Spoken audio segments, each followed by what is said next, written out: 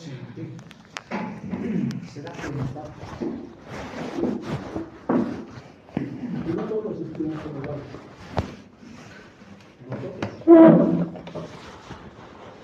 me imagino que esas diferencias permiten colegios donde hay intereses diversos. Hay gente que le interesa el deporte, por ejemplo, y a lo mejor vaya a ser un deportista profesional, hay alguien que será abogado, ingeniero, en fin, hay diversas tendencias dentro de la misma ola, y no solamente eso, sino que además de tener intereses distintos y de tener aprendizajes distintos, hay distintos tipos de inteligencia emocional, lógico-matemática y otras cosas, ¿no? Hay personas a las cuales, no sé, pues el cálculo de integrales es una pasión desbordante y para otros es un plomo absoluto. A mí me gustaría no tener que pasar educación física porque no soy capaz de saltar ni una raya pintada y me van a estar haciendo hacer ejercicio toda la tarde. Hay gente que es así, hay gente que tiene que elegir entre deportes competitivos y, por ejemplo, le doy mal incluso hasta para hacer barra en fútbol, de todo estar entrando a querer patear un tiro libre, ¿no? Pero, a pesar de todo, por una cuestión de orden particular, de eso hablo de esto, estoy hablando de eso, ¿no? Esta es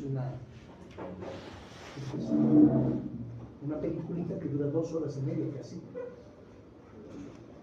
El enlace está ahí abajo, que habla de lo mal que nos han enseñado cuando estábamos en colegio. Hay mucha gente a la que le gusta estar con posiciones, cosas raras, y hay gente que tiene mucho acceso financiero y las guaguas pueden ir vestidos de Armani al colegio y terminan ninguneando a sus amiguitos que van con agujeros en sus rodillas. Por eso la norma es que todos estén uniformados con un uniforme que no los representa, no los define tampoco. A lo mejor el uniforme de mi colegio, en mi época no había uniforme, en mi época colegial no había uniforme, había de educación física además, ¿no? Ni siquiera el buzo era obligatorio. Pero hoy día se uniforma porque no quiere que haya, la gente no quiere, los establecimientos no quieren que hayan diferencias francamente visibles, para que todos seamos más o menos iguales, siendo que dentro del aula todos somos absolutamente distintos. Y hay algunas personas que sobresalen más que otras, les guste o no tampoco, porque somos distintos. Yo tengo como compañero, a lo mejor ustedes lo han conocido, lo van a conocer, no está invitado a la cátedra, creo que ya no, el doctor Mario Patricio Andrade Moliner, es cardiólogo infantil. El doctor Andrade ha sido mi compañero de curso, es mi amigo los últimos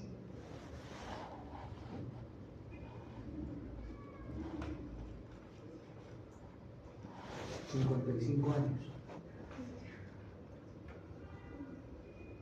Cuando él era chiquito, cuando éramos chiquitos, él era un sabio chico, era un sabio niño, un niño sabio, siempre fue un niño sabio, ahora es un adulto sabio, en ese entonces era un niño sabio. Le han dado la medalla de honor por ser el mejor estudiante de mi promoción y ser el mejor estudiante de mi colegio los últimos 30 años. Pero no se lo podía con Mario Patricio será, su apodo Pato, Patricio Pato. Mi curso de hecho tiene hartos animales, ¿no? Es un zoológico, desde invertebrados hasta mamíferos realmente grandes, hay una variedad de animales en mi colegio. Mis hijos se ríen de eso porque es un zoológico, mi curso es un zoológico. El Pato no se lo podía convencer de que haga algo diferente del básquet. Y queríamos convencerlo de que haga algo diferente del básquet, porque no le hacía el básquet. Es que haz otra cosa, papitos, no sé, jugar liga, haz otra cosa, ¿no? Dedícate a las apuestas, haz algo. Porque no le hacía. Pero es un cardiólogo infantil de primer orden. más, que por lo que fuera, no hubiera cambiado absolutamente nada. Porque somos distintos, no somos diferentes. No sé si es que llegan más. A lo mejor tenemos 7 minutitos más, pero voy a ir con mucha calmita, porque como dije antes, hay una buena cantidad de imágenes y sería bueno tratar de sacarle el jugo a las imágenes. Entonces, voy a comenzar un poco antes y yendo un poco lento también. Y para quienes lleguen tarde, ya pues, ¿no? Llegaron más tarde que ahí está. O ya estábamos esperando a usted.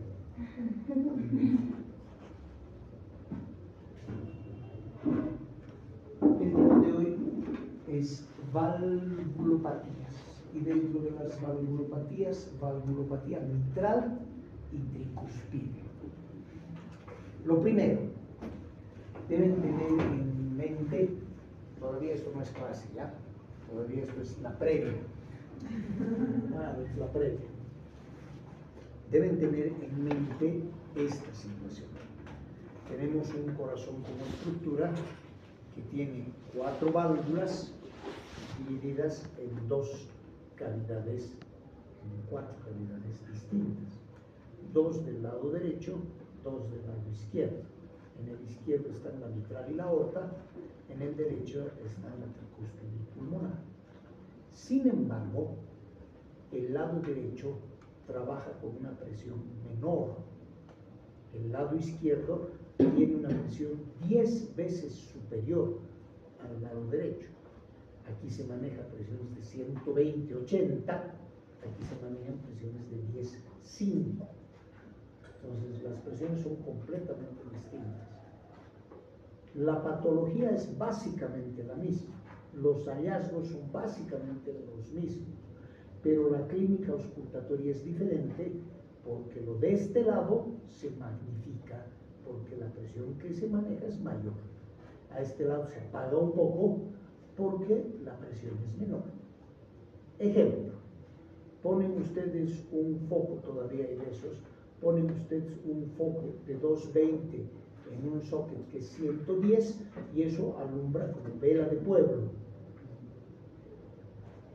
No casa. Ponen al revés, ponen uno de 110 y uno de 220, eso va a estallar.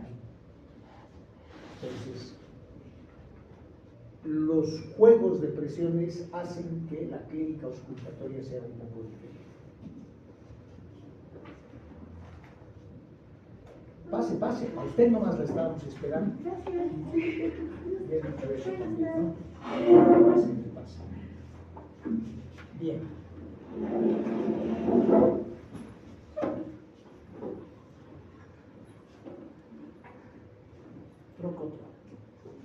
El tema es valvulopatías, enfermedades valvulares. Voy a tratar de ir relativamente rápido, pero no confuso. Estas son imágenes de resonancia de varias valvulopatías. Esta es una estenosis aórtica. La válvula debería abrirse y como ven hay unos puntos negros que son calcificación y hay una rayita blanca que es lo que se está abriendo apenas. Esta es una insuficiencia aórtica central, es un puntito. Esta es una insuficiencia aórtica un poco más seria. Todas son resonancia y fíjense aquí el ventrículo izquierdo está redondeado y las paredes son gordas del ventrículo izquierdo. Aquí está más gordo todavía porque es una estenosis aórtica. Aquella es una estenosis mitral, esta es una insuficiencia mitral, esta es una insuficiencia mitral también. Vamos a ir viendo parte por parte. Esto es valvulopatías generalidades. Para hablar de valvulopatías tengo que hablar como es una válvula normal. Una válvula normal es un aparato estructural, es una cuestión anatómica que tiene una tarea, mandar la sangre en un solo sentido. No se ponga guardapolvo, no lo necesita de verdad. El flujo de la sangre tiene que ir en un solo sentido, tiene que ir para un solo lado. Como tiene que ir para un solo lado, ese aparato valvular es muy delgadito, es muy cabalito y es fino y translúcido porque no tiene vasos sanguíneos directos que le den color. se nutre por inhibición, se nutre porque la sangre que está pasando por ahí empapa, y eso es lo que permite que se nutre. Tiene poco vaso sanguíneo, tiene un cierre cabalito, como aquí arriba, que es una válvula mecánica, y ofrece baja resistencia al flujo. ¿Qué significa eso? Que si este es, por ejemplo, un ventrículo, el ventrículo izquierdo, la sangre tiene que salir a una presión por la puerta, que va a ser la aorta. Y la puerta no le tiene que ofrecer resistencia, tiene que permitir que pase. Claro, la válvula tiene que cerrar tan cabal que no permita que vuelva, pero no le debe ofrecer resistencia. Lo vamos a ver en un instante. Por tanto, las valvulopatías son defectos valvulares. Vamos a ver si es que consigo. Probablemente no consigo. No se va a mover. Permítanme un instante. Voy a salir. Les ruego que me disculpen. Lo que pasa es que si no tengo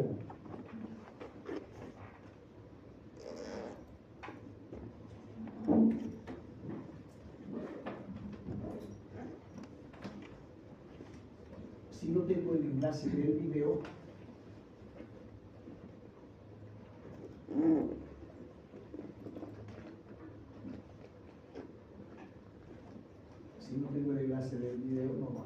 no va a funcionar, no se va a ver lo que quiero que se vea.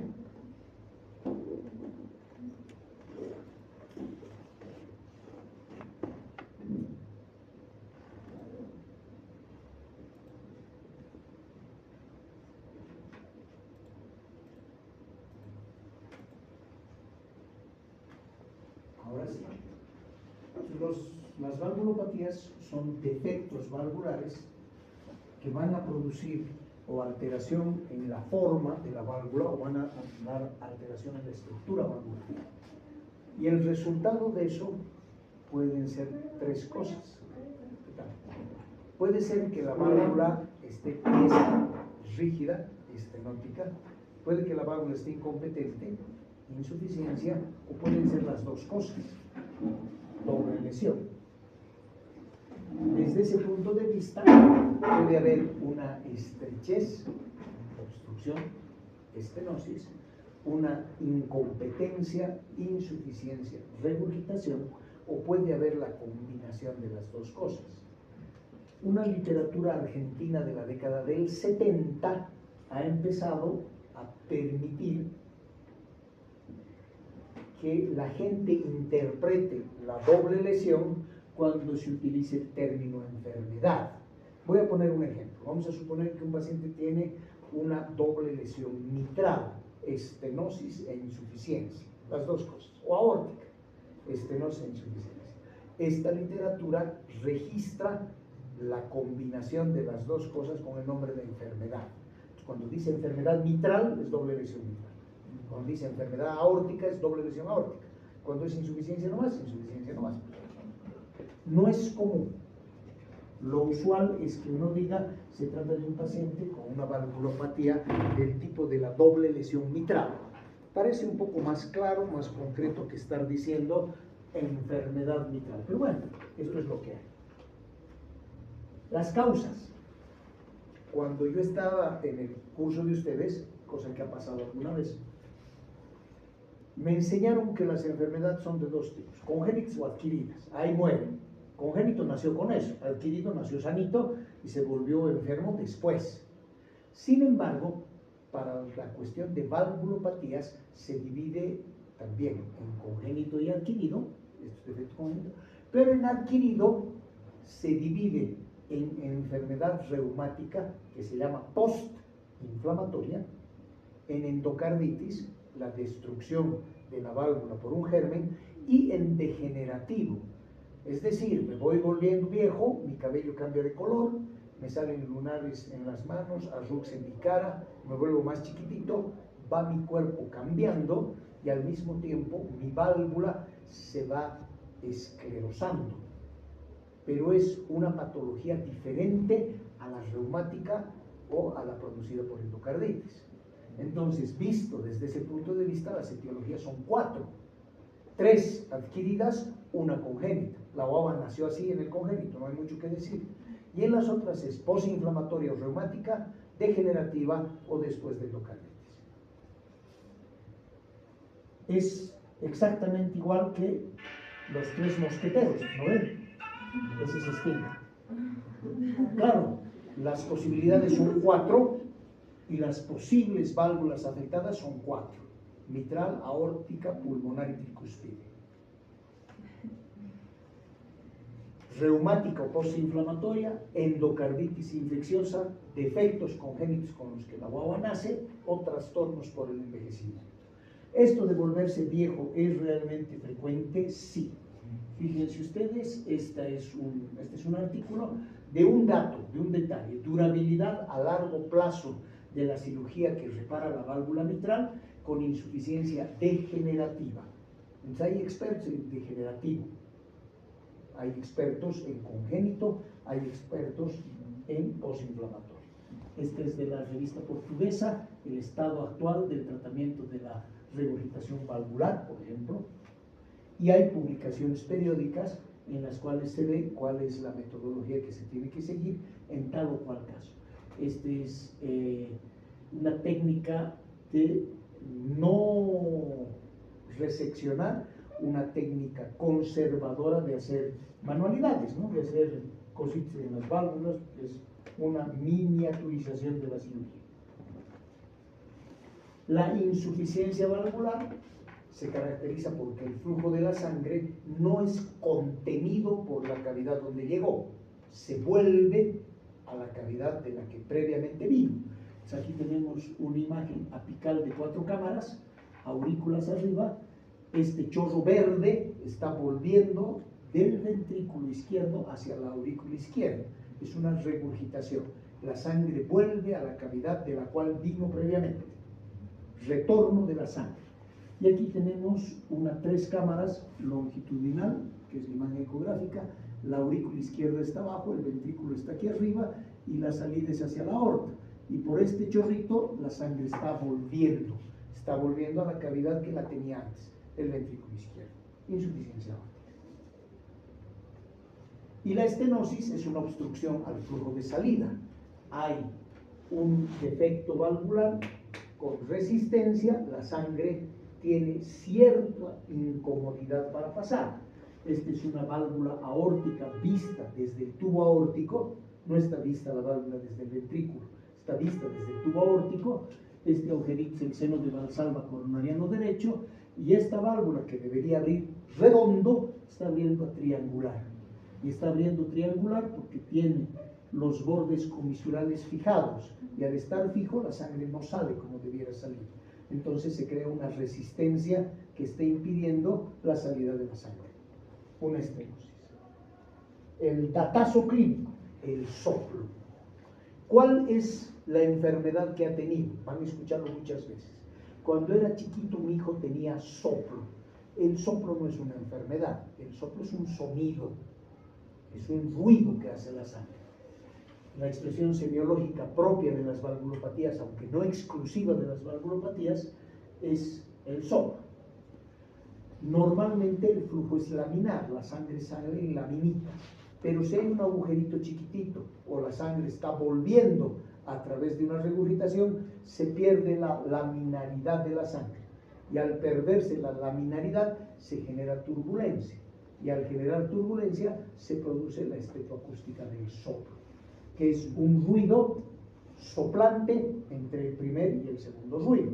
Pum, pum, pum, pum, pum, sh, pum, pum, sh, pum. Un ruido. ¿Qué es lo que hay que hacer en presencia de ese ruido? Hay que identificar varias cosas. Hay que interpretar el posible origen de ese ruido. Debo decir cuál es la ubicación. A mucha gente le gusta decir, como vamos a ver ahorita, foco, en realidad es área. Entonces uno tiene que decir cuál es el área de mejor auscultación, qué intensidad tiene, hay una gradación en números, qué forma tiene, también lo vamos a mencionar ahora, hacia dónde va ese ruido y cómo se están comportando el primer y segundo ruido. Estas son las áreas, no es un foco, no es un puntito, no agarro el estetoscopio y voy corriendo a un lugar de señalización, porque mucha gente piensa que el lugar, por ejemplo, de la aorta, es un lugar que tiene su señalización, ¿no? La aorta aquí, tengo que llegar ahí, no, no es así. Es un lugar amplio, es una parcela grande, el área aórtica es elongada, el área mitral parece un huevo y está rodeado o está alrededor de la tetilla, el área tricuspidia es alrededor de la base del apéndice sifoides. Entonces voy buscando el área. Este lugar es área aórtica, este lugar es área pulmonar, este lugar es área tricuspidia, este lugar es área mitral. En la práctica de hoy, los estudiantes de mi grupo han visto cómo se levanta paraesternal alto y bajo y epigastrio. Entonces, se tienen que completar varias cosas. Y se prefiere el término área porque el lugar es más grande, pues. Hay que buscar en diferentes lugares y no se ausculta el lugar de la inserción de la válvula. Lo que se escucha es el flujo a través de esa válvula. Entonces, la sangre de aurícula baja ventrículo izquierdo, de aurícula baja ventrículo derecho a través de estas válvulas y salen a través de la aorta y a través de la pulmonar hacia esos lugares. Por eso hay que buscar irradiación también. Dos momentos interesantes del corazón: cuando se llena, la diástole, y cuando late, la sístole. Esta válvula que tiene tres válvulas, la tricúspide, esta la mitral abierta, la tricúspide abierta, y esta que está al centro es la aorta, con eso que parecen cuernos, que son los senos de Valsalva coronarianos derecho e izquierdo, y la de más adelante la pulmonar. Cuando la mitral y la tricúspide están cerradas, la aorta y la pulmonar están abiertas. Y pasa lo contrario en el momento de llenado. En el momento de llenado, la mitral y la tricúspide se abren y la sigmoidea se cierra. Un momento tierno, este es un cíclope, un polifemo infantil, ¿no? un ser con un solo ojo, y sonriente, pues un niño, ¿no? un mini cíclope. ¿Por qué el ejemplo? Porque si se fijan, la sonrisa del ser con un solo ojo vendría siendo la válvula mitral y el ojo solo vendría siendo la válvula aórtica. La relación aorto-mitral es como un ojo y una boca. De hecho, a esto se llama interfase mitroaórtica. Como parece, no sé, fantasía, vamos a ver una imagen ecocardiográfica en 3 dimensiones. Así se ve, ¿no? La aorta abierta, la mitral cerrada y la mitral como una boca. ¿Verdaderamente la mitral tiene aspecto de boca? Sí. El aparato valvular es muy interesante. La válvula mitral tiene un anillo y tiene dos valvas, la valva anterior y la valva posterior, con un anillo y un aparato de sujeción debajo, cuerdas tendinosas y músculos papilares. Vamos a hablar rápidamente de mitral. Eso anatómicamente se ve ahí y como ven tiene letritas. De las letritas vamos a hablar ahorita. Anterior 1, anterior 2, anterior 3, posterior 1, posterior 2, posterior 3 y dos comisuras porque tiene el aspecto de una boca verdaderamente. Esta es una diapositiva bien vieja, esta es del 2012, estenosis aórtica, regurgitación mitral, estenosis mitral. Lo que es rojo es degenerativo, se vuelven viejos en estenosis aórtica y en regurgitación aórtica, y en regurgitación mitral lo degenerativo es lo que predomina. Pero fíjense ustedes que reumático es lo azul. Todavía, incluso en Europa, la estenosis mitral tiene predominantemente causas reumáticas o postinflamatorias. En América todavía. Aquí la principal causa de valvulopatía mitral es cardiopatía reumática crónica, que es el resultado tardío de fiebre reumática. La etiología general de las valvulopatías es muy amplia, desde causas hereditarias o congénitas hasta trastornos del envejecimiento. Hay todo: enfermedades inflamatorias, alteraciones del músculo cardíaco, cardiopatía isquémica, miocardiopatía dilatada, miocardiopatía hipertrófica, cosas relacionadas con el envejecimiento, decía, y una enorme cantidad de enfermedades, incluso colagenepatías. Pero aterrizaré ya no más en la estenosis mitral. Esta es una válvula por transiluminación. Voy a ver si consigo que funcione otra vez. No creo que consiga nada. Voy a intentar volver atrás y volver otra vez. Ahí está la por transiluminación, una valvulopatía mitral. ¿Por qué la válvula se llama mitral? Porque se parece al gorro ceremonial, al sombrero ceremonial, a la toca, que se llama mitra y que tiene dos hojas. Su Santidad, bienvenido, gracias. Esta válvula, que tiene el aspecto de una boca, tiene la valva anterior ocupando los 2/3 y la valva posterior ocupando el tercio de atrás. Esta válvula, que parece la boca sin dientes de una abuelita y que en proyección tridimensional de eco 3D muestra efectivamente que parece una boca sonriendo, es una válvula que tiene particularidades. Fíjense ustedes, esta es la cara ventricular y esa es la cara auricular, y parece que tuviera unos dientecitos aquí, que son las indentaciones causadas por la implantación de las cuerdas tendinosas. Las cuerdas tendinosas se han implantado aquí abajo y esto que está como dientecitos es lo que están traccionando las cuerdas tendinosas para abajo. Esta válvula en un eco 3D tiene en dibujo, en imagen anatómica, lo que dice CA, comisura anterolateral,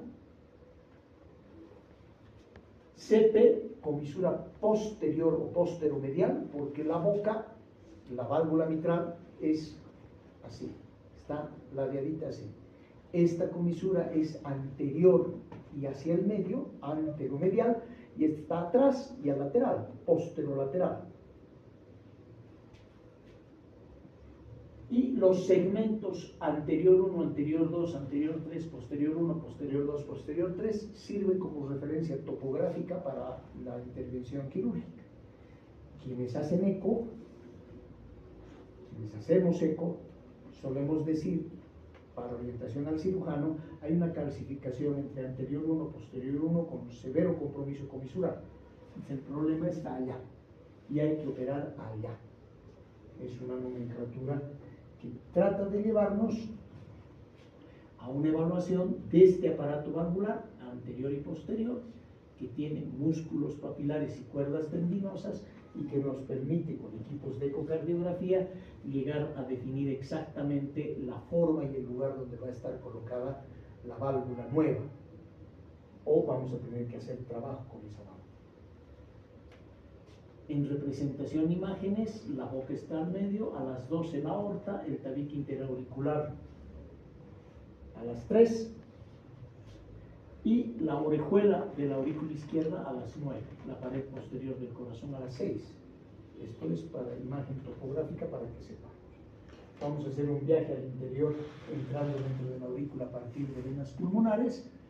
Esta es aurícula, ahí está la válvula mitral, válvula anterior, válvula posterior, nos metemos dentro, cuerdas tendinosas, músculos papilares, damos la vuelta y vemos por dónde vamos a salir.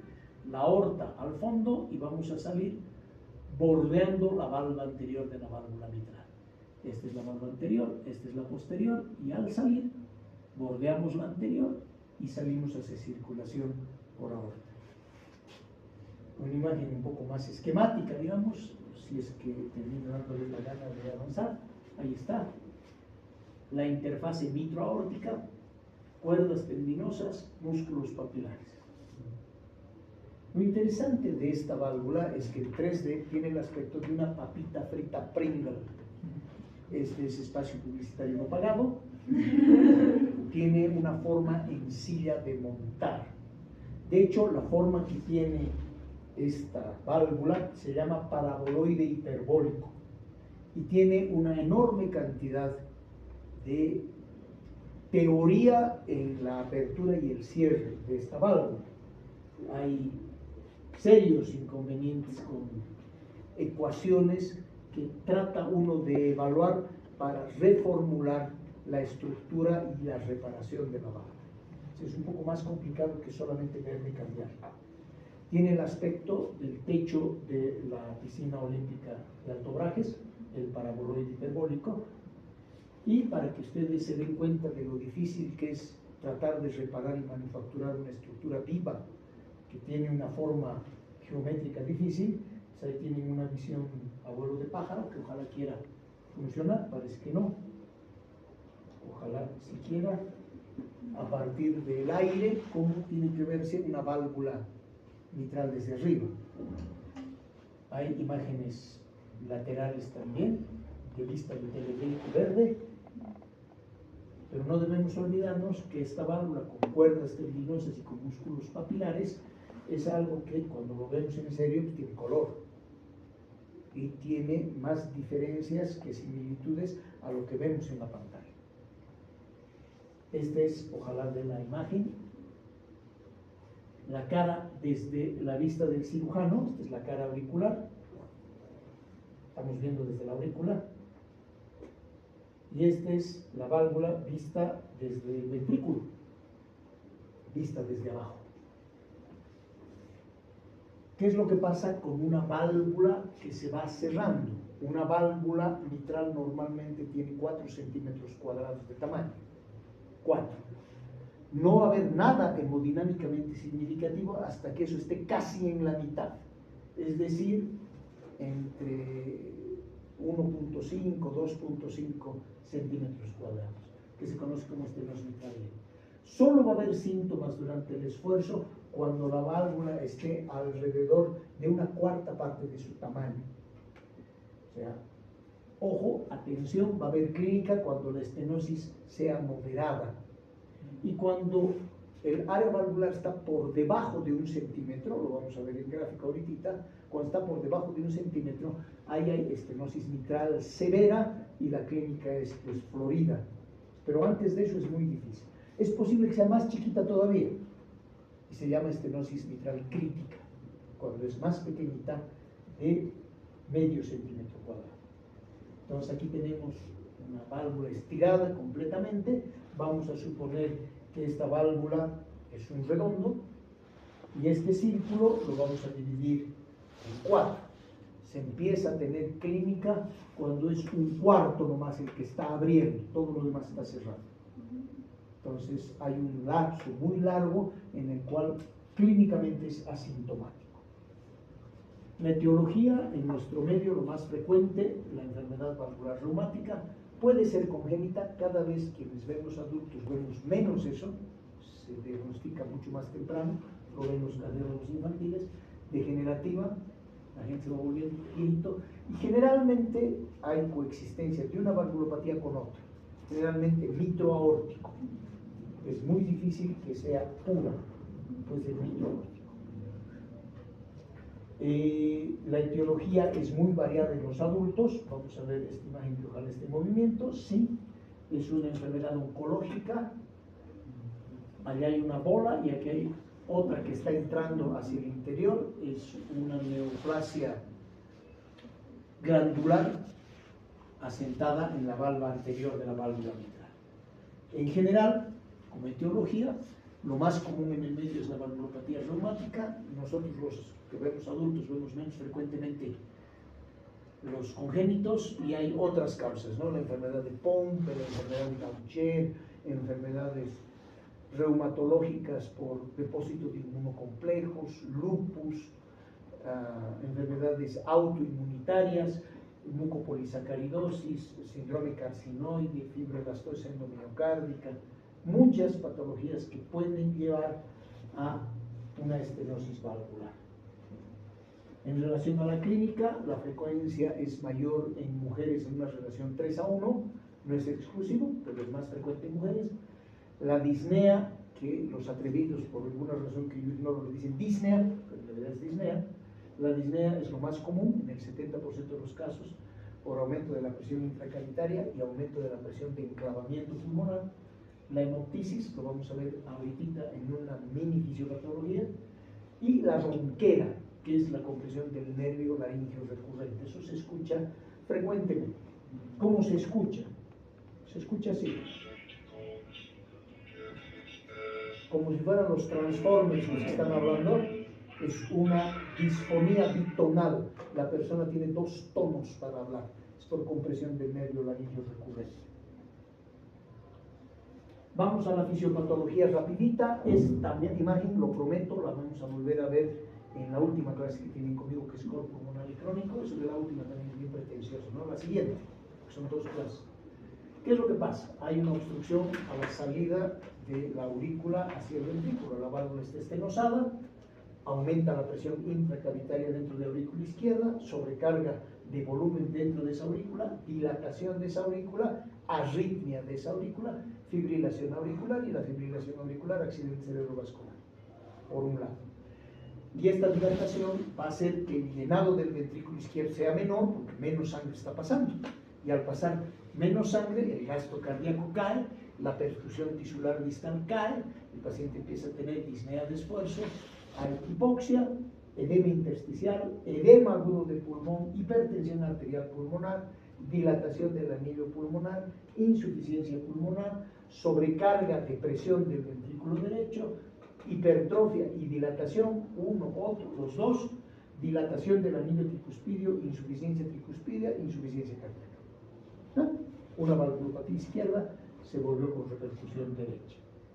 Vamos a hacer ese mismo short aquí, aumento de la presión de la aurícula izquierda. La aurícula izquierda, que normalmente es delgadita, se termina poniendo gruesa, lo que están viendo aquí, que parece un calcetín dando la vuelta, en realidad es la pared de la aurícula que se ha hecho gorda. El paciente dilata la aurícula, entra en fibrilación auricular, lo vamos a ver dentro de un ratito.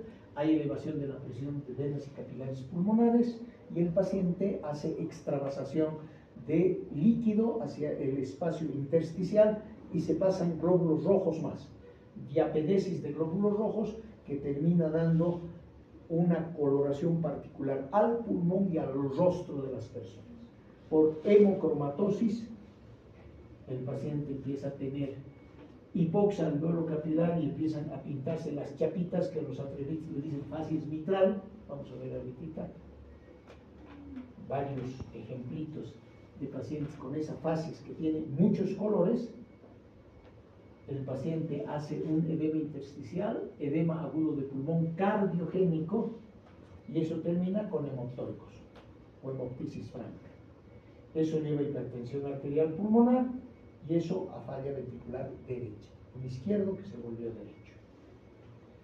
Lo usual, lo correcto, es llamar a este tipo de coloración facies policromática, porque tiene varios colores. Quien dio el nombre de esta facies como policromática era ese caballero, que era el médico personal de Napoleón, Jean-Nicolas Corvisart. Por eso la facies se llama facies de Corvisart también. Es mejor decir facies policromática que ser atrevido diciendo facies mitral. Les voy a pedir solo 10 minutos de su tiempo, no más. Andamos por 2:25, hay buen tiempo, pero les voy a pedir 10 minutos de atención, porque la clave, el nudo y lo importante de esto viene ahora. ¿Cómo diagnostico una estenosis mitral?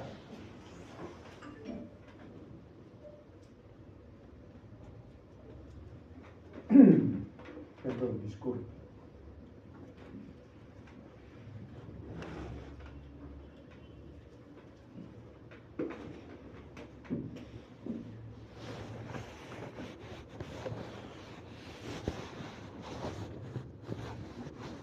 ¿Cómo diagnostico una estenosis mitral? Se tienen que seguir 5 partes. De manera didáctica he marcado la respuesta verdadera con color anaranjado, para que no estemos perdiendo el tiempo. La respuesta verdadera es con color anaranjado. Lo primero que tengo que hacer es auscultar al paciente. Y al escuchar, lo primero de 5 partes que debo cumplir es: lo que estoy escuchando puede ser escuchado en 3 posibles momentos. lo puedo escuchar en la sístole, lo puedo escuchar en la diástole o lo puedo escuchar en ambos momentos. Si lo que yo escucho es en la sístole, se llamará soplo sistólico. Si lo que yo escucho en la diástole será diastólico. Si lo escucho en ambas, será sistólico y diastólico, ¿no? Para el caso de la estenosis mitral, reitero, he pintado con color naranja la respuesta apropiada. Entonces, de las fases en las cuales se escucha el fenómeno auscultatorio de la estenosis mitral es en la diástole. ¿Por qué se escucha en la diástole? ¿Dónde está la diástole? Este primer ruido, este segundo ruido, ese es próximo primer ruido. Entonces el fenómeno auscultatorio está aquí, en la diástole. ¿Por qué lo escucho en la diástole? Porque en teoría, en la diástole es cuando la válvula mitral está abierta, pero como está estenótica, esa válvula no está abierta. Y como no está abierta, el flujo sanguíneo tiene dificultad para entrar cuando se supone debiera entrar tranquilamente. Y como tiene dificultad para entrar y esa válvula no abre bien, el fenómeno auscultatorio por esa razón es diastólico. ¿Cómo me doy cuenta en la práctica de que es diástole y que es sístole? Todo lo que coincide con el pulso es sístole, todo lo que no coincide con el pulso es diástole. Entonces debo auscultar al mismo tiempo que palpo. Y cuando yo palpo y lo que yo escucho no coincide con el pulso, eso es diastólico. Facilito. No debo estar pensando en lup, pum, pa, nada que ver. ¿Por qué? Porque como les he comentado a los de mi grupo en la mañana, que han tenido la oportunidad de escuchar un soplo diastólico, a veces lo que uno escucha no es lup, pum, pa, lo que escucha es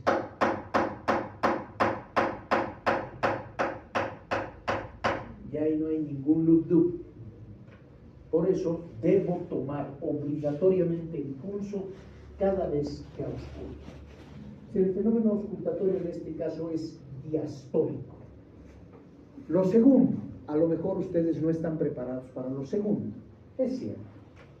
Lo primero que uno debe saber es en sístole o en diástole. Y lo segundo que debe saber es, ¿lo que estoy escuchando dura toda esa fase? ¿Sí o no?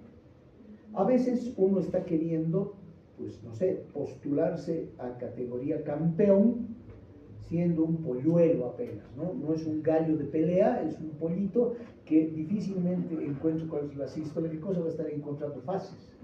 Y deben recordar ustedes que las fases, por lo menos lo que nos han enseñado en fisiología, son 3. Hay una cosa en diástolo que se llama protomesotele.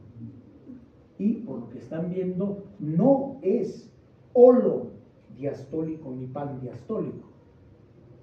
Toma una parte nomás. Eso es mesotelediastólico nomás. No es proto jamás. ¿Por qué no es proto jamás? Les van a preguntar esto en examen final. ¿Por qué la estenosis mitral no es holo diastólica? Porque la fase protodiastólica, el principio, se llama fase isométrica o isovolumétrica. Y el prefijo iso significa igual. En la primera parte, el corazón ha dejado de sistolear y está empezando a diastolear. Como está empezando a relajar, está tomando la forma normal que tenía. Y en esa primera parte no hay modificaciones de distancia ni hay modificaciones de volumen. Como no hay modificaciones de distancia ni de volumen, por eso se llama fase isométrica o isovolumétrica, como no hay cambios. Y como no hay cambios, no suena nada, porque ahí no pasa nada, limonada, nada. Por eso no es holo, es mesotele. La parte meso es la parte de llenado ventricular rápido y la fase tele es la fase de llenado ventricular lento. Deben recordar ustedes, esto es como un plus también, que cuando el ventrículo está en diástole, la aurícula está en sístole. Esto funciona así. Cuando el ventrículo está en diástole, la aurícula está en sístole. ¿En qué momento es la sístole auricular? La telediástole es la sístole auricular. Eso lo vamos a ver ahorita. Entonces, el fenómeno auscultatorio no es de todo, es mesotele nomás. Claro, eso lo sé en teoría, porque escuchar no me voy a dar cuenta. Hay que tener un muy buen oído, ¿no? Lo tercero, ¿cuál es el tono? Hay 2 tipos de tonos. Tono alto o agudo y semitono bajo o grave. Po. ¿De qué depende eso? Del número de ciclos por unidad de tiempo. El segundo es la unidad de tiempo. ¿Cuántos ciclos por segundo entran? Entran muchos ciclos por segundo. Y entran pocos ciclos por segundo. Po. Entonces tiene que ver con ciclaje. Alto o agudo. Mucho ciclo por unidad de tiempo.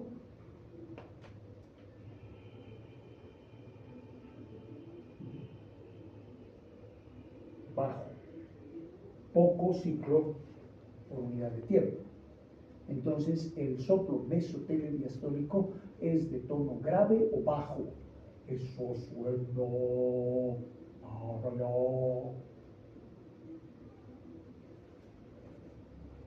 Entonces, esto lo pondremos donde tiene que ir. Mesotele, ¿no? Lo tercero, tono. Lo cuarto, ¿qué es lo cuarto? Timbre. ¿Qué es el timbre? Mucha gente piensa que es un electroimán puesto en la puerta, ¿no?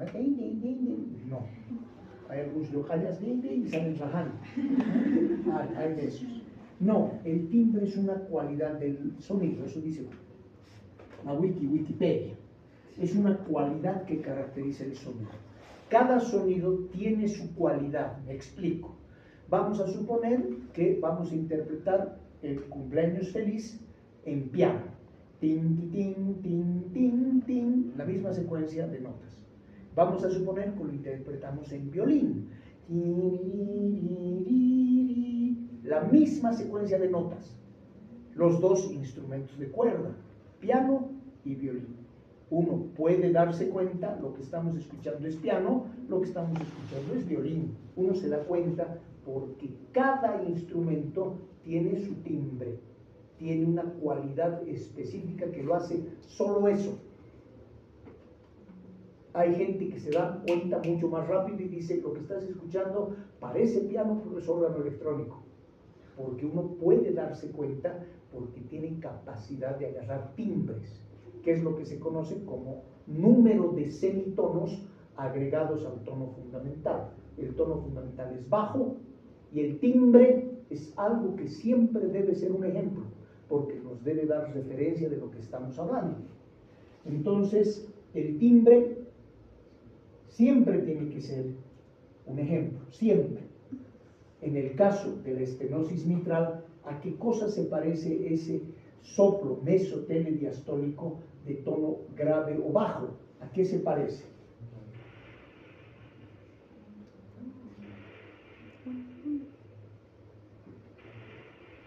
Unos truenos lejanos, relámpagos más. Por eso, los que describieron esto hace 200 años decían, esto parece un ruido vibratorio como la erupción de un volcán. Hoy día podríamos decir como intentar encender un auto de Fórmula 1 dentro de un hangar pequeño que esté activado únicamente por una pulsación de encendido. Claro, hubiera sido difícil hacer entender esto hace 200 años. Por eso, quienes han descrito esto han dicho, eso parece un retumbo. El carácter es vibratorio, como cuando pasa la banda de música y me hace vibrar el bombo, la barriga. Tiene un carácter vibratorio. Entonces, el fenómeno auscultatorio es mesotelediastólico de tono bajo, de timbre retumbante. Entonces, pondremos eso donde corresponde también. Mesotelediastólico. El timbre retumbante. ¿Y cuál es el quinto elemento? Que se debe utilizar esta secuencia para todo lo que se ausculta en corazón. Todo lo que sople debe seguir esa secuencia. Sea valvulopatía, sea cardiopatía congénita, sea cardiopatía adquirida, todo debe seguir esta secuencia. ¿Cuál es el quinto elemento? Los fenómenos acompañantes. ¿Qué acompañan a esto? Muy sencillo. Bueno, la válvula está cerrada, la válvula no abre, la válvula está estenótica. Abre poco, tarde y mal. Esa válvula, para poder abrir, chasquea. la válvula chasquea. Los tratados internacionales, las cosas, no sé, pues, los países sajones al chasquido de apertura le llaman opening snap, así se llama, opening snap, el chasquido de apertura. En Latinoamérica las cosas, ustedes saben, suenan diferentes a como suenan las cosas en los Estados Unidos. Snap, snap, así debe sonar allá. Aquí taj, taj suena, es diferente. Allá crash, suenan los dedos, chayaj suenan aquí. Son dos cosas diferentes. Es la naturaleza criolla de lo que está debajo del río Bravo, ¿no? El taj de apertura es uno de los fenómenos auscultatorios acompañantes. Y chasquea porque la válvula no está abriendo, chasquea para abrir. Y esa válvula que está dura para abrir, está dura para cerrar. Entonces, cierra haciendo mucho ruido, porque está dura. Es como cuando ustedes han cometido la torpeza de dejar hartas puertas abiertas en su casa, alguna se va a azotar. Y los van a azotar a ustedes inmediatamente después. Cerra la puerta, pedazo, ¡pi! Espacio censurado. Entonces, los fenómenos adjuntos son dos. Un primer ruido intenso, que es ese cierre intenso, que le dicen intenso o brillante, y el chasquido de apertura. Un buen chasqueador, ¿no? Chasquido de apertura.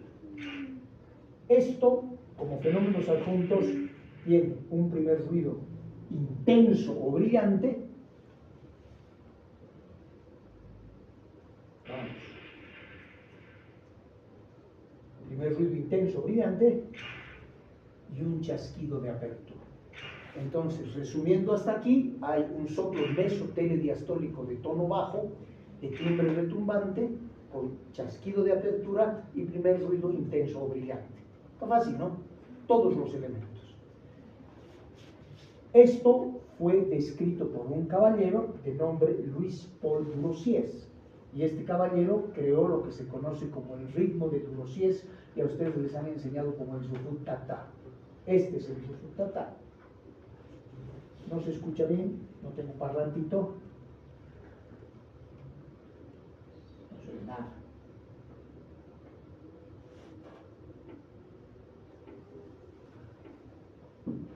Pero como no se oye nada, voy a traerme un parlante la próxima, lo prometo. ¿Qué tenemos? Tenemos el retumbo mesodiastólico, con el refuerzo presistólico,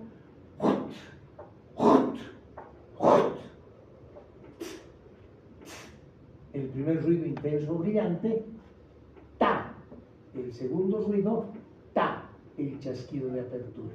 Entonces este es ru, fu, ta, ta. El ru es el mesodiastólico, el fu es el telediastólico, el t es el primer ruido intenso o brillante, el primer ta es el segundo ruido y el segundo ta es el chasquido de apertura. Hay literatura que habla de la sístole auricular como el último intento para llenar el ventrículo, por eso en alguna literatura el reforzamiento tele se le llama patada auricular.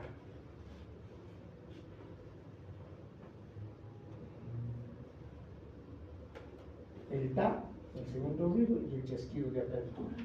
Aquí está. El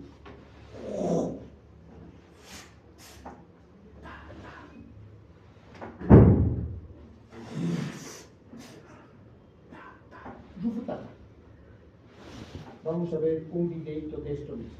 Ojalá de el ritmo de Durossiez. Primer ruido intenso, brillante.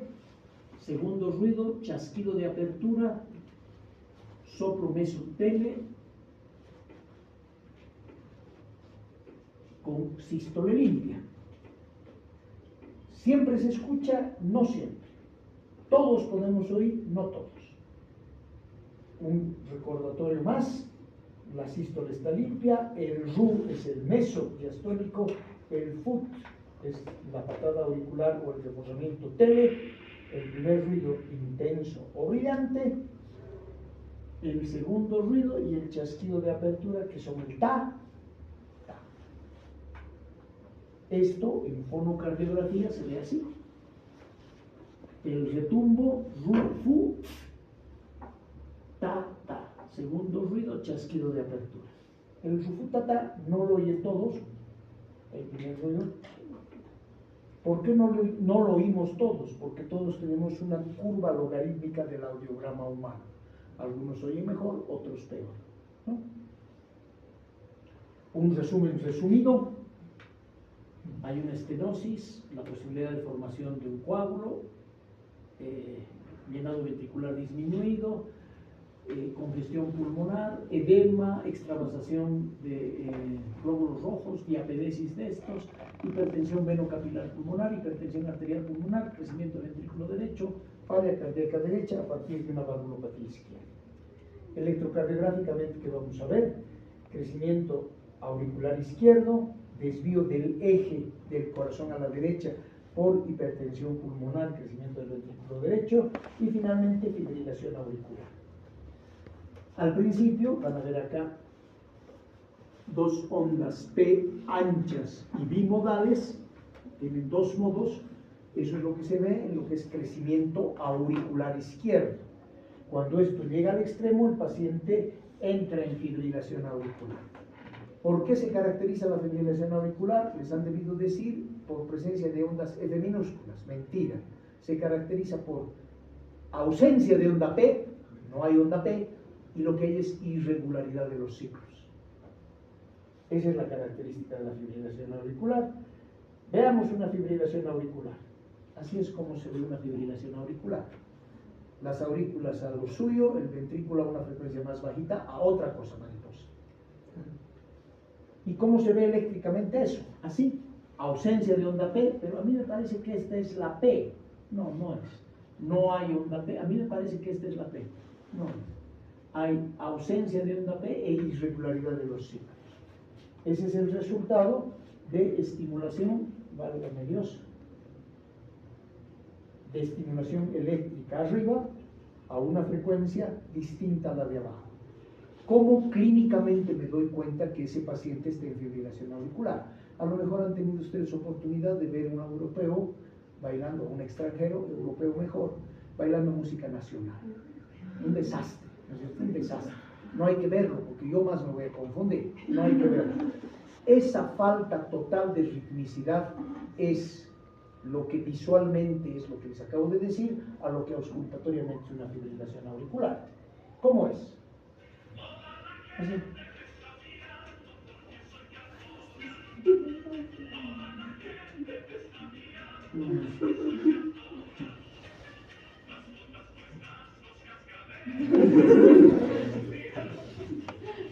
Cosa de estupidez. Eso es la fibrilación auricular clínicamente. ¿Qué encontramos en el electro? Ya lo han visto. ¿Y qué es lo que encontramos en la placa de tórax? Voy a tratar de ir rápido. Encontramos tres arcos. El primero corresponde al arco aórtico, alguna teoría le dice botón. La pulmonar, que está abombada o rectificada, el arco correspondiente a la orejuela de la aurícula izquierda y el arco correspondiente al ventrículo izquierdo, los cuatro. Y si ven aquí hay una flechita que está mostrando otro de los hallazgos, que se llama el doble contorno auricular. Hay un contorno en amarillo y hay un contorno en celeste, hay una doble sombra de la aurícula, que es la aurícula derecha superpuesta con la izquierda. La derecha es la celestita, la izquierda es la amarilla. Voy a mostrar. Antes se tenía una cosa que se llamaba la serie cardíaca. Entonces es una oblicua. Esta es una imagen oblicua, no es una PA. Es una oblicua. Aquí está la emergencia, la entrada de las venas pulmonares dentro de la aurícula izquierda y esta es la aurícula derecha. Entonces, cuando hay crecimiento, se sale por detrás del contraste varitado del esófago. La aurícula izquierda crece hacia allá Vamos a ver alguna imagen más de esto. Congestión vascular.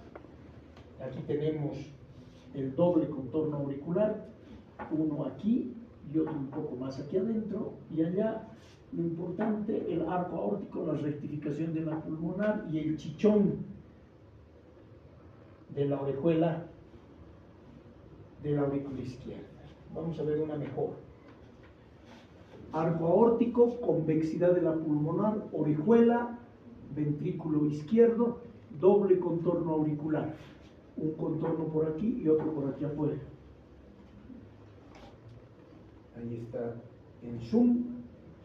Y aquí tenemos posoperada la paciente anterior con la colocación de la prótesis en posición mitral, el alambre de la esternorrafia, y aquí se ve claramente el doble contorno auricular.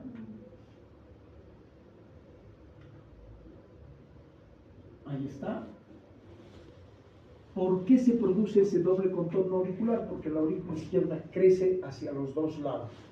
Crece hacia este lado para dar la orejuela y crece hacia este otro lado para el doble contorno. Y ustedes recuerdan que les había dicho que eso termina comprimiendo el nervio laríngeo. Y al comprimir el nervio laríngeo, el tono bitonal de estos pacientes. El estándar de oro, la ecocardiografía donde se ve la valva posterior y la valva anterior medio desflecadita, estas son cuerdas tendinosas. En ecotransesofágico, esta válvula está fija, no se ven estas imágenes bien en 3D, vamos a ver. Esta es una imagen de una paciente del hospital de acá. Normalmente la aorta y la aurícula debieran tener el mismo tamaño. Aquí la relación está alterada a predominio de aurícula izquierda, un dato indirecto. Y lo que observamos es que esta válvula debería tener de llenado ventricular rápido y llenado ventricular lento una imagen en forma de letra M, pero la valva anterior está gruesa, no está abriendo, y la valva posterior se está oponiendo al movimiento de la anterior. Y al ponerle color a eso, lo que se ve es turbulencia al salir en ecodoppler. Ahí tenemos una válvula mitral. Esta de aquí es la orejuela, bueno, en fin, ya no puedo.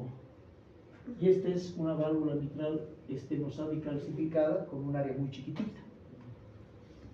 ¿Cuál es el problema? Arriba empieza a haber remolinos de sangre y se empieza a formar como un humito ahí adentro.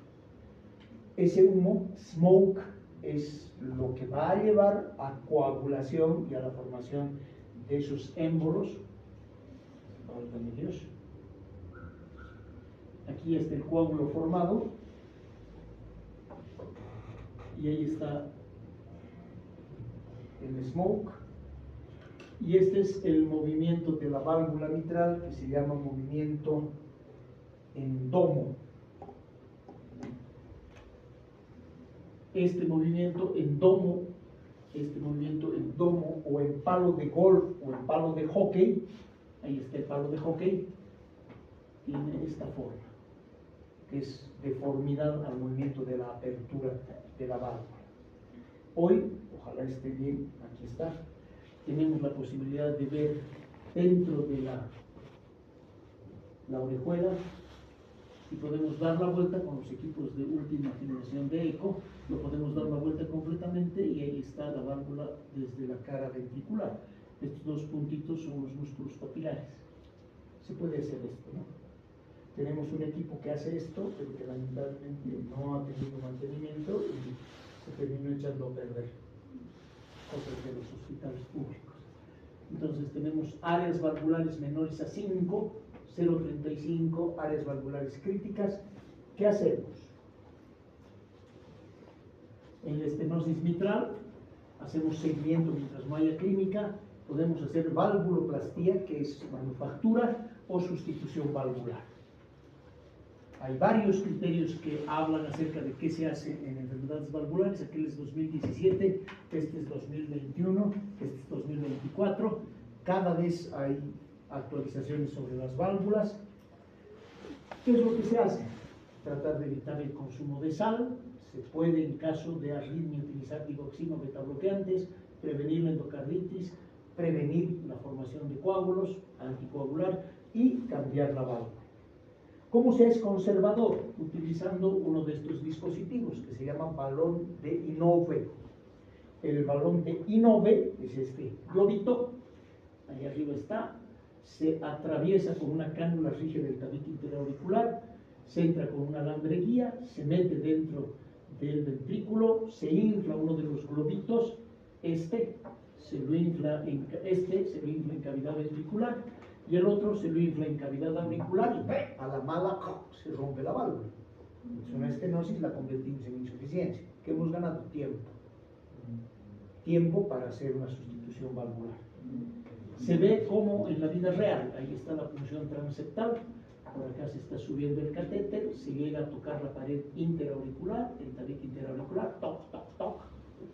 Hello, is anybody home? Toc, toc, toc. Y de pronto, ¡cuac!, se pasa para el otro lado. Y una vez que se pasa, se infla el balón de Inove y a la mala, veamos otra, dentro del interventricular, el intraventricular, el intraauricular y a la mala. Una representación esquemática, animada de esto mismo, una válvula normal, una válvula estenótica, de válvulas flexibles. ¿Están saliendo de al lado? Azul. Se entra dentro de la aurícula, se atraviesa el tabique, con guía metálica se mete el balón dentro, se lo abre a la mano. ¿Está bien? Podemos utilizar prótesis valvulares de distinto tipo. Estas son imágenes radio, no se ven prácticamente en las imágenes, no son tan bien hechas estas válvulas actuales que pues, es una maravilla. Las podemos tener biológicas, las podemos tener mecánicas. A veces esas válvulas se mueven mal, hay deshecha de suturas, y a veces se calcifica también. Cuando uno se vuelve viejito, se calcifica. Una calcificación del anillo en la placa de Torres es un hueso, ya ha dejado de ser una válvula y se convirtió en un hueso. Ahí está una válvula que abre mal, con su color. Voy a ser muy brevecito, 2 minutos lo prometo. ¿Sí? Insuficiencia mitral. La sangre regurgita hacia la cavidad auricular. Aquí tenemos, no tenemos nada. Aquí tenemos el flujo volviendo a la cavidad auricular. Y a veces pasa que la sangre entra con mucha turbulencia, y ojalá esta nos permita ver mejor. La sangre entra dentro de la cavidad, la imagen es esa, la imagen está volviendo por aquí, podemos decir que es una insuficiencia mitral central, no está volviendo por acá. A veces pasa como en esta imagen, ojalá esté animada, que sale dando remolinos. Vamos a ver si consigo conclusión. Vuelve dando remolinos, como si fuera un aspersor, una insuficiencia mitral de múltiples focos. Puede ser aguda, puede ser crónica compensada o crónica descompensada. Si es aguda es porque se rompieron las cuerdas tendinosas, todo se fue para adentro, se rompió un músculo papilar, se perforó la válvula. O puede ser crónica de mucho tiempo, que está bastante bien compensadita y que de pronto, por cualquier razón, se descompensa. Hay cambios característicos, hay una cosa que se llama el cambio en capucha, la válvula se vuelve mixomatosa, se vuelve larga, laxa. ¿Cómo es en capucha? Los hombros son los topes y la válvula se mete dentro de la cavidad auricular, se prolapsa hacia adentro. La insuficiencia va a darnos un edema pulmonar de rápida progresión porque la sangre no está contenida por la mitral, se va directo a la aurícula y aumenta la presión muy rápidamente en circulación pulmonar. Hubo un tiempo en que estas 5 eran las etiologías: enfermedad mixomatosa, endocarditis, trauma, ruptura, pero ahora ha aumentado un poquito más. degenerativa, reumática, isquémica, endocarditis infecciosa, miocardiopatías congénitas, van a ver aquí una cosa que se llama cleft mitral, enfermedades por colágeno y secundarias a radiación. El cleft mitral es una válvula partida al medio, una válvula anterior partida al medio. ¿Cómo se ve esa válvula partida al medio? Así, como se ve allá, el cleft está abajo. ¿Qué es lo que se hace para insuficiencia mitral? Una secuencia de dónde pueden estar los clefts en porcentajes. Y lo que se observa es esta imagen en capucha, una mini capucha entrándose dentro. Aquí van a ver una maxi capucha entrándose adentro. Ahí está, un prolapso severo, ¿no? La capucha. Obviamente la presión aumentada va a llevar edema pulmonar. Y un dato interesante, esta es la imagen de la estenosis mitral que hemos visto antes, esta es la de insuficiencia mitral. Las mayores cardiomegalias y la severidad de congestión pulmonar se ve más en insuficiencia mitral que en estenosis mitral. ¿El fenómeno auscultatorio es sistólico? Sí. ¿Dura toda la sístole? Sí. ¿Cómo es el tono? ¿Alto o agudo? ¿Cuál es el timbre? ¿A qué se parece? A chorro de vapor. ¿Cuál chorro de vapor? ¿Es el de la caldera? No. El chorro de vapor de estar lavando un auto.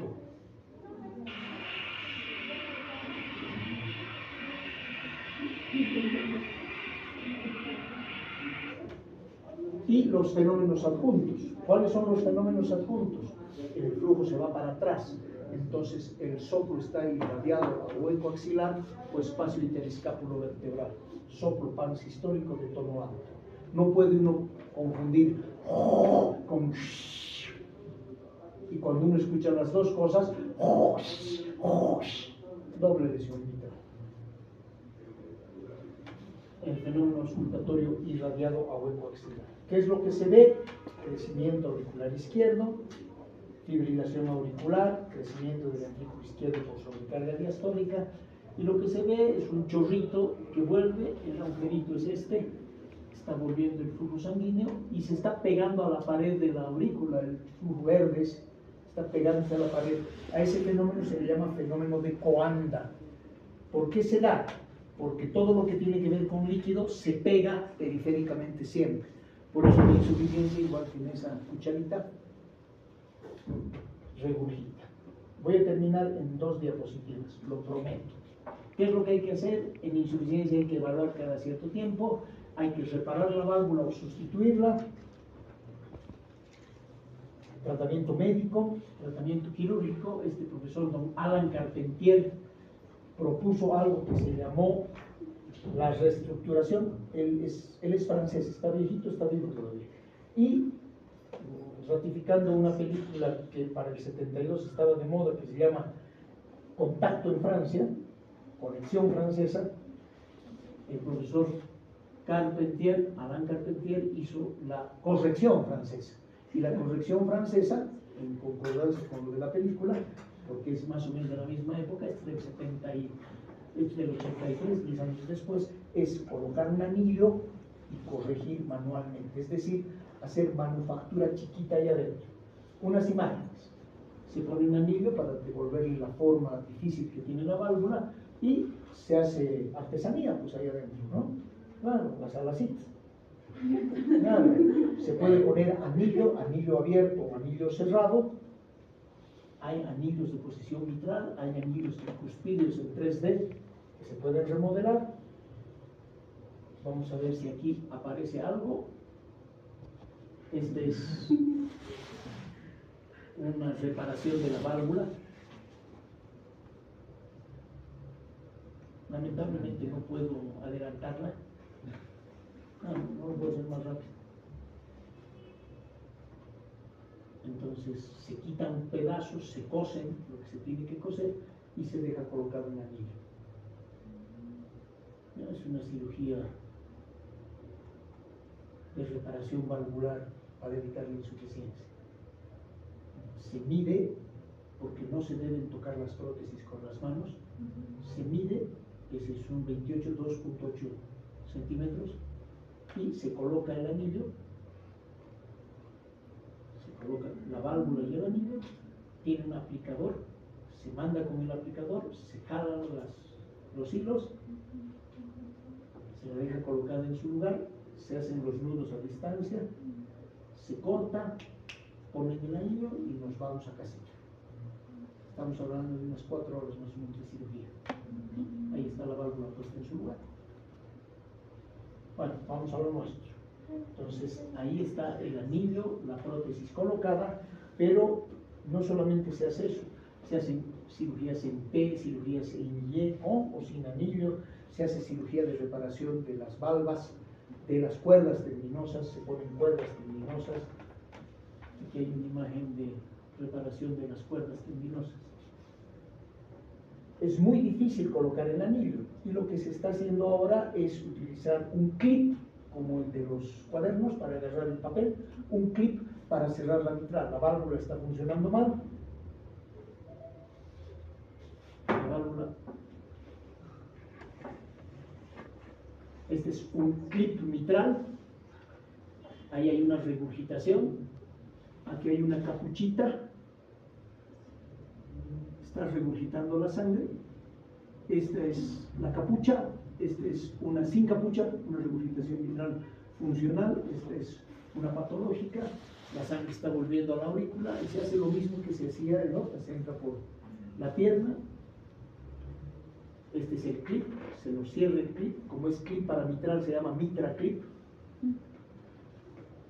Con dientecitos, ahí está el aparato de introducción. Se entra por vena, se llega a aurícula derecha, de aurícula derecha, se pasa el tabique interauricular, a veces se permeabiliza el foramen oval, como se va a ver en esta animación.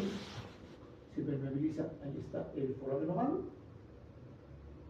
Se pasa para el otro lado, se deja la guía, se mete el catéter que es el mandril y por el medio se mete el mitraclip. El mitraclip a través de ecocardiografía transesofágica se lo alinea con la válvula, se introduce el catéter guía, sale el mitraclip, se lo angula, se lo mete hacia el ventrículo, cerradito, se pasa y una vez que está adentro se lo abre y se lo jala para cerrar. A veces no es suficiente angularlo, se lo tiene que cerrar por el centro y termina como hocico de chancho, con 2 agujeros a los lados, trancado al medio. No siempre funciona la primera, entonces se lo puede reangular dependiendo de lo que veamos en eco transesofágico. Antes de soltar debemos verificar el grado de regurgitación. Este cierre de mitraclip está como hocico de chancho. Este cierre de mitraclip no lo cierra a la fuerza. La valvuloplastía en este no es mitral, no los abría a la fuerza, esto no lo cierra a la fuerza. ¿En quiénes se utiliza esto? En personas muy viejitas, en quienes nos damos tiempo también. No tenemos mucho en los viejitos, por eso la estenosis o pseudoestenosis nos va a durar por un tiempo. Y esto empieza a fibrosarse al cabo de unas horitas y ya tenemos el cierre.